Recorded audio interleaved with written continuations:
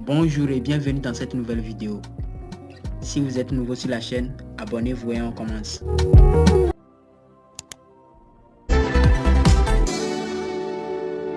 Avez-vous déjà été frustré par quelqu'un qui a un charisme incroyable, mais qui n'a pas le caractère qui vient avec?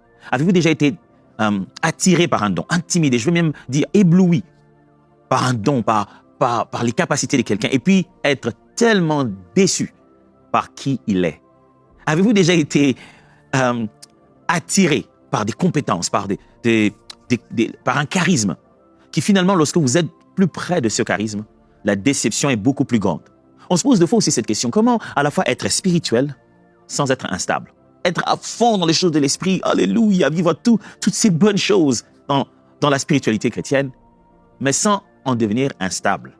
Sans vivre une vie finalement légère, dans les nuages, qui manque de solidité, de stabilité, de caractère et dans les relations au quotidien.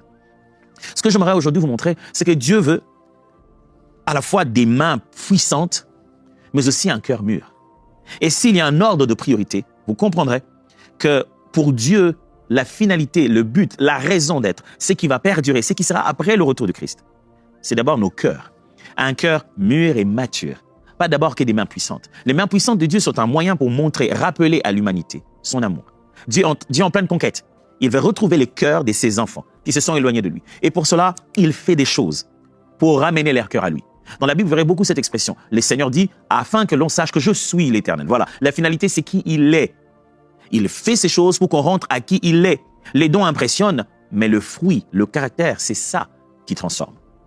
C'est pour ça que Jésus est venu, il a fait des miracles, il a accompli tellement de choses, mais c'est qui il est qui a bouleversé l'humanité. C'est celui qui est capable de pardonner pendant qu'il est encore en train de souffrir du mal qui lui est causé. C'est celui qui est capable d'aimer, même quand tout le monde est contre lui. C'est qui était Jésus, pas seulement ce que Jésus a fait, mais qui il était. C'est ça qui a bouleversé l'humanité. Le fruit rend les dons crédibles. Lorsque on a des fruits de l'esprit, on a le caractère chrétien qui vient avec, ça fait que nos dons deviennent plus crédibles. Avez-vous déjà vécu avec quelqu'un qui a des dons incroyables, mais qui est d'une malhonnêteté criante? Autant vous avez entendu parler, poser les mains sur le malade, donner des paroles prophétiques, avoir la connaissance des mystères de Dieu, mais vous rapprochez de lui, vous vous rendez compte que c'est un filou, un arnaqueur. Il n'y a plus aucune crédibilité sur ses dons, n'est-ce pas?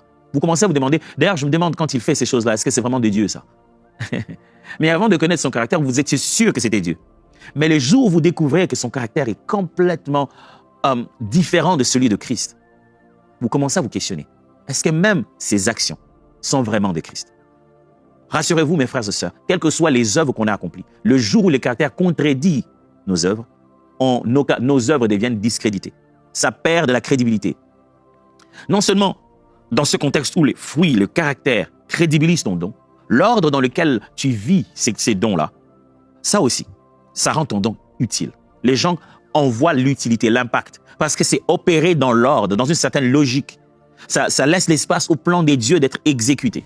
Regardons tout ça dans la Bible, pour que je ne puisse pas parler en l'air. Galates, chapitre 5, versets 22 à 23. Un texte qui nous rappelle justement le fruit de l'esprit. Galates, chapitre 5, versets 22 à 23. La Bible dit ceci. Mais le fruit de l'esprit, c'est l'amour, la joie, la paix, la patience, la bonté, la bénignité, la fidélité, la douceur, la tempérance. La loi n'est pas contre ces choses. Voilà. Dieu n'interdit pas aux gens d'être remplis d'amour. Dieu n'interdit pas aux gens d'avoir la joie. Dieu n'interdit pas aux gens de manifester la paix et en eux et autour d'eux, ni la patience, ni la bonté, ni la bénignité, ni la fidélité, ni la douceur, ni la tempérance. Dieu n'interdit pas, il encourage cela. C'est le caractère de Dieu. C'est le signe que vous avez l'esprit. Oh oui. Oui, moi, j'ai l'Esprit de Dieu quand je sens le Saint-Esprit. Je veux que tu apprennes à le sentir dans la joie, dans la paix, dans la douceur, dans la patience, dans la fidélité, dans la douceur. Que tu le sens pas seulement quand on a les yeux fermés en train de prier et qu'on veut prier pour les malades, mais tu le sens aussi quand tu es sur le point de t'énerver, de t'éclater, d'exploser et que tu le reconnaisses. Non, non, non. Que dit l'Esprit à l'intérieur de moi? Quelle est ma nouvelle nature? Comment répondre avec ce que je suis devenu? Le fruit est l'indicateur principal d'une vie remplie. C'est ce que Paul nous montre ici. Il dit, voici une vie qui vit sous la loi et sous la chair, qui a compris les plaisirs de ce monde, le plaisir, la sollicitation de sa nature physique, de sa nature humaine. Mais voilà quelqu'un qui vit rempli du Saint-Esprit, conduit par l'Esprit. Et pour Paul, dans ces textes-là, le fruit, le caractère est l'indicateur principal d'une vie remplie du Saint-Esprit. Où allons-nous chercher les preuves d'une vie remplie du Saint-Esprit? Où allons-nous chercher les preuves? On les cherche où? Dans la guérison des malades? Dans l'art oratoire, dans les paroles prophétiques, dans les discernements des esprits, dans la délivrance, toutes ces choses-là, eh bien, il est possible qu'au jour que Christ reviendra, dise « Je ne vous ai jamais connu, éloignez-vous de moi, vous qui commettez l'iniquité. » Vous imaginez tout ça? La liste, les indicateurs que nous, hommes, nous nous sommes donnés pour reconnaître une vie remplie du Saint-Esprit, eh bien, il est possible que ces indicateurs soient secondaires. Le principal, c'est le caractère, la nature, le fruit. On reconnaît l'arbre par son fruit. Lisons un deuxième texte. 1 Corinthiens chapitre 13, versets 1 à 3. 1 Corinthiens 13, 1 à 3. Paul dit, « Quand je parlerai les langues des hommes et des anges, si je n'ai pas la charité, je suis un airain qui résonne, ou une cymbale qui retentit. Et quand j'aurai le don de prophétie, la science de tous les mystères et toute la connaissance, quand j'aurai même toute la foi jusqu'à transporter des montagnes, si je n'ai pas la charité, je ne suis rien. Et quand je distribuerai tous mes biens pour la nourriture des pauvres, quand je livrerai même mon corps pour être brûlé, si je n'ai pas la charité, cela ne me sert de rien. » Wow, intéressant. Paul met justement en face ces deux réalités dont je parle ici. Le fruit, le caractère et de l'autre côté, les dons. C'est l'un des versets qui résume parfaitement tout ce que je tente d'enseigner ici. Il met le fruit et les dons. Regardez, il va comparer avec le parler en langue des langues mystérieux, des langues des anges, propose-t-il même, et il va parler des prophéties, de tous les mystères.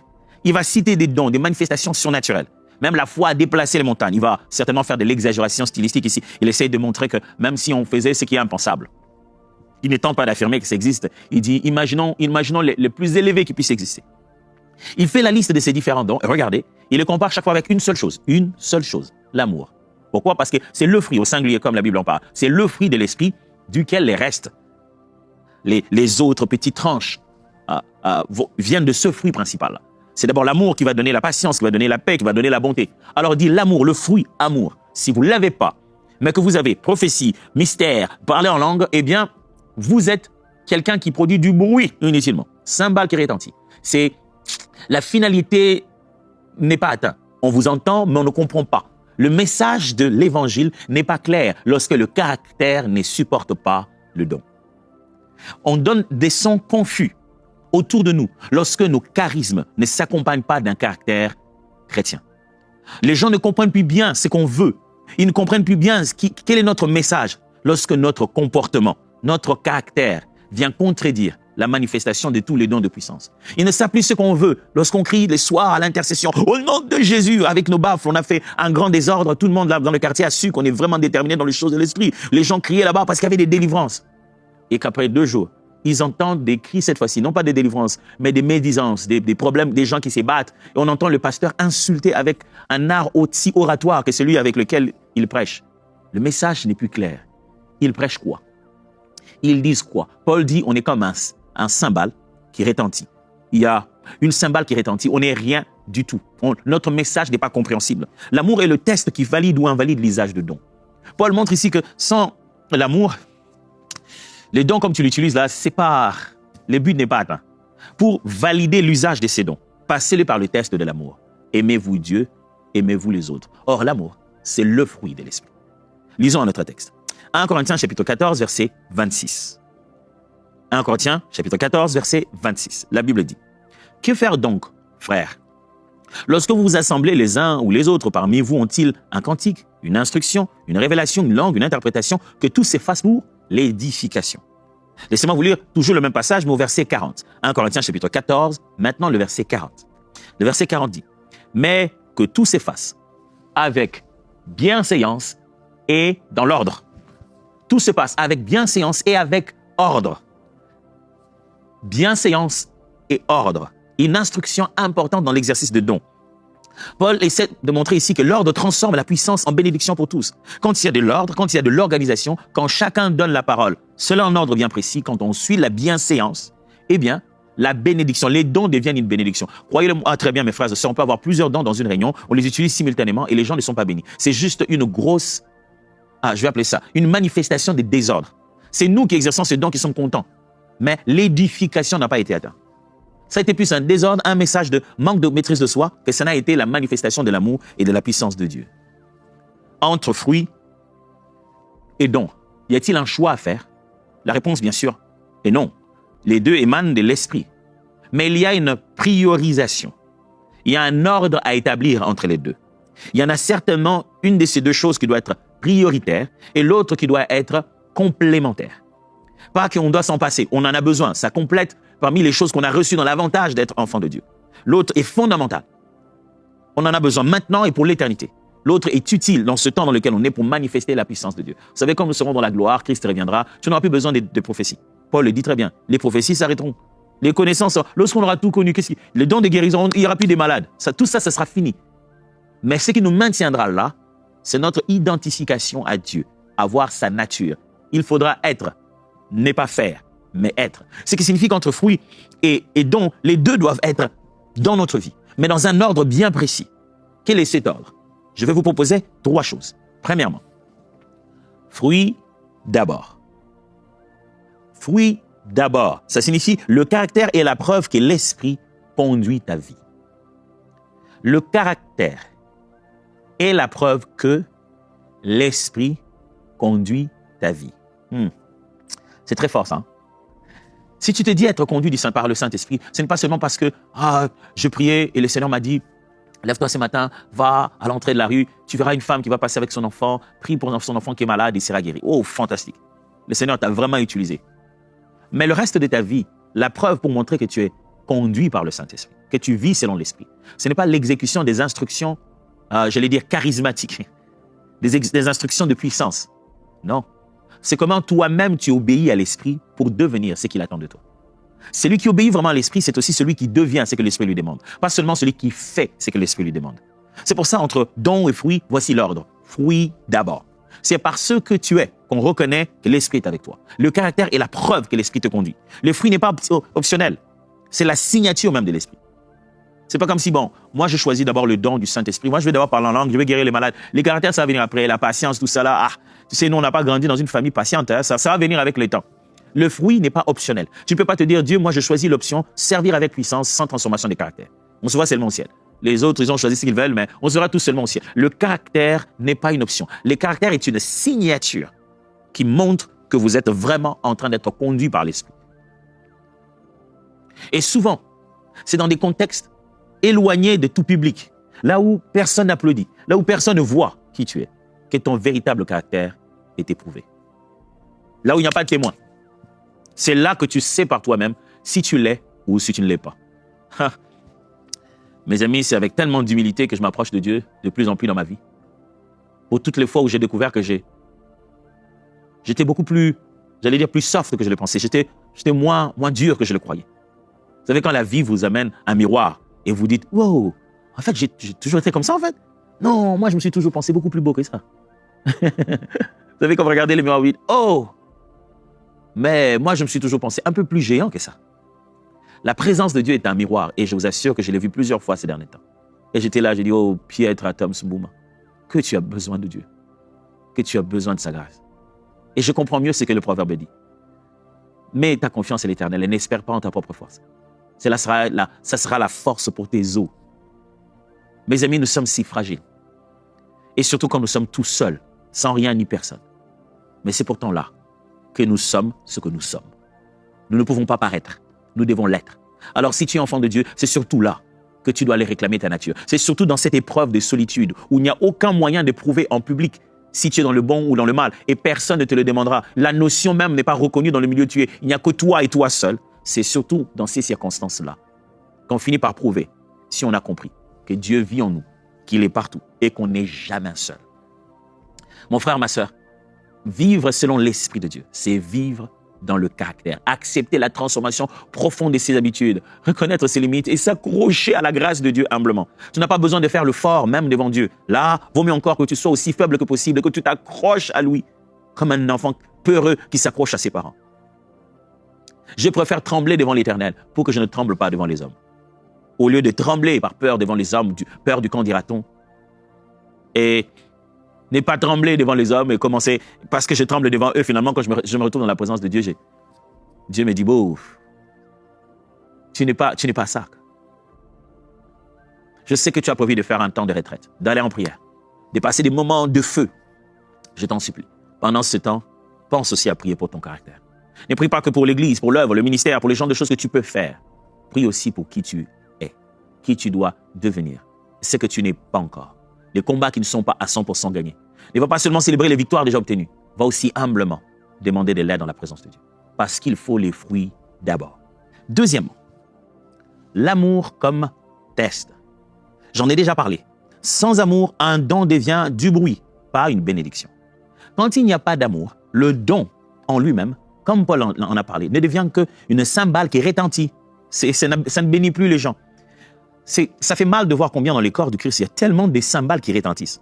Oh, ça retentit sur les réseaux sociaux, ça retentit dans les vidéos sur YouTube, des cymbales qui retentissent. Parce qu'au fond, ce n'est pas l'amour qui est à la base. Au fond, c'est un amour excessif de soi-même. C'est un besoin de carrière. C'est un besoin d'être vu, pas un besoin de servir. Pas une décision de se laisser être conduit par Dieu, de glorifier le Seigneur et d'aimer passionnément ceux qui sont dans la douleur. L'amour est le véritable test. Fruit ou don? Ok. Si tu ne réfléchis pas de cette manière, réfléchis fondamentalement sur l'amour. Ça signifie que quand l'amour mène, la peur recule. Quand c'est l'amour qui est à la base de ça, tu ne crains plus. Tu te dis plus, oh, et si je lui ai imposé les mains, il n'était pas guéri. Tu n'es plus dans la performance. Tu te dis, j'aime son frère, j'aime cette sœur, je suis touché par ce qui lui arrive, je vais prier pour lui. Tu ne te poses plus la question, est-ce qu'il va guérir, il ne va pas guérir, et si ça ne marchait pas, quelle serait ma réputation? L'amour est en réalité comme un genre de contenant du don. Imaginez que le don vous est donné, je me répète, il est bien emballé, il est contenu dans un grand contenant, dans un récipient. Et ce récipient-là, qui vous permet de gérer le don efficacement, c'est l'amour. Mon ami, quand l'amour de Dieu, de ses intérêts, de son peuple est dans votre cœur, vous allez être étonné de la façon dont Dieu peut vous utiliser. Vous savez, moi avant, j'ai prié pour être utilisé de façon précise. Je veux dire, Seigneur, je m'attends à ça, je m'attends à ça. Peut-être que je n'ai pas découvert quelque chose de spécial non plus, mais je pense que depuis un moment, j'ai ajouté dans ma façon de prier à être disponible. Je préfère être utilisé comme il veut, quand il veut, où il veut, sans aucun besoin, pardonne-moi, d'une quelconque gloriole, d'une quelconque reconnaissance humaine. En me disant, Dieu n'a pas de limite de comment il doit utiliser ses serviteurs. On lui appartient, lui. Il nous utilise comme il veut. Vous savez, moi, vous ne saurez pas ce que je peux faire avec ma petite cuillère à la cuisine. Avec la cuillère, je fais des fois des choses que seul avec la fourchette on fait, vous savez. Avec la cuillère, je colle quelque chose, avec la cuillère, j'ouvre quelque chose avec... Ça m'appartient. Je ne veux pas être censuré. On va m'appeler en disant, non, mais monsieur, la boutique, vous avez acheté cette cuillère, c'est plainte. Pourquoi? Parce qu'en fait, normalement, vous ne l'avez pas utilisée pour ça. Ce n'est pas une cuillère pour prendre votre médicament. Vous ne pouvez pas prendre votre médicament en sirop dedans. Donc, on est obligé de retirer ça sur le marché. On est obligé de vous le retirer. En fait, vous ne pouvez plus utiliser. Ça va pas se faire. C'est à moi. C'est moi qui décide de comment je l'utilise. Il y a un usage qui vient avec, mais il y a aussi des usages qui sont circonstanciels. Mon frère, ma sœur, quand tu as ce récipient de l'amour, tu peux bien porter n'importe quel don. Vous avez vu comment Jésus a fait? Il n'était qu'amour. Dieu a tant aimé le monde et l'expression de cet amour était Christ. Et quand il a commencé à aller de lieu en lieu faisant du bien, la Bible dit cette phrase. Les hommes, ils bénirent Dieu, ils rendirent grâce à Dieu de ce qu'il a donné de tels dons aux hommes. J'aime bien cet texte. Ils n'étaient pas encore conscients de la divinité de Christ, mais dit, wow, Seigneur, un être humain peut avoir un type de don comme ça. Merci Seigneur. Il portait ça avec tellement d'amour. Et troisièmement, si j'ai parlé de la priorité, si j'ai parlé de l'amour comme test, sachez aussi que l'ordre, c'est la protection. Ordre comme protection. L'ordre rend les dons compréhensibles, utiles et sûrs. Entre don et caractère, comment trouver l'équilibre? Sachez que la priorité est dans le caractère. Et sachez aussi que c'est avec amour qu'il faut exercer les dons. Et sachez aussi que c'est avec ordre qu'il faudrait exercer les dons dans un contexte collectif. L'ordre protège l'Église. L'ordre protège même toi-même la personne qui exerce le don. Ça te protège énormément.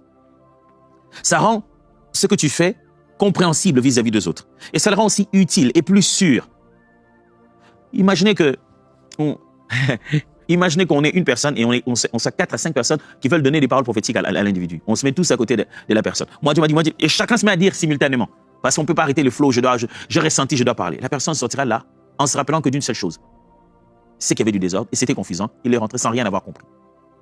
L'ordre ne réduit pas l'esprit, vous le savez. Ça n'empêche pas au Saint-Esprit d'agir. Ça rend plutôt l'esprit de Dieu plus audible dans la famille chrétienne.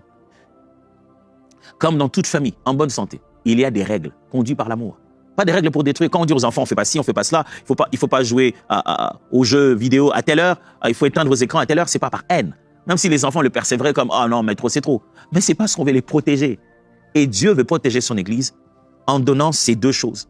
Les dons, il sait que les dons se protègent dans le caractère et au travers de l'ordre. Je l'ai dit, il n'y a vraiment pas de choix à faire.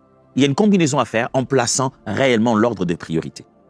Entre don et caractère, le don d'abord. Non, le fruit d'abord. Le caractère d'abord. Après le caractère, beaucoup d'amour. Après l'amour, de l'ordre. Voici les challenges de cette semaine. Quel fruit vas-tu travailler cette semaine pour que tes dons deviennent plus sûrs et plus utiles? Quel est le caractère que tu te dis, il faut que j'apprenne à devenir de plus en plus comme ça? Relis le texte de Galates chapitre 5. Relis alors peut-être le texte de 1 Corinthiens 13. Vois les caractères, les signes de l'amour, les caractères d'un enfant de Dieu, le fruit de l'esprit. Et dis-toi, lequel de ce fruit, devrais-je dire, laquelle des expressions du fruit de l'esprit n'ai-je pas encore assez développé? Dans quel domaine je me sens éprouvé, que je suis en train de refuser à Dieu de pouvoir finaliser son travail parce que j'en souffre. Chaque fois, Dieu me met au dos contre le mur, je me dis, non, Seigneur, non, la patience c'est trop, c'était leur faute. Quel est ce domaine où tu te bats encore et que tu devais dire, Seigneur, je te laisse faire. Tout en sachant que ce caractère, une fois venu dans ta vie, ça va complètement bouleverser ta façon de vivre avec les autres. C'est quoi? C'est un grand défi. Laisse-moi prier avec toi. Abba, cette semaine, tu vas beaucoup parler à notre maturité, à notre caractère, à notre façon d'être. Et tu sais, on n'aime pas ça. On n'aime pas écouter ça. On aime quand tu nous dis, bénédiction, voici les choses que je ferai pour vous, voici les bonnes choses qui vont vous arriver. Mais quand tu nous rappelles qu'on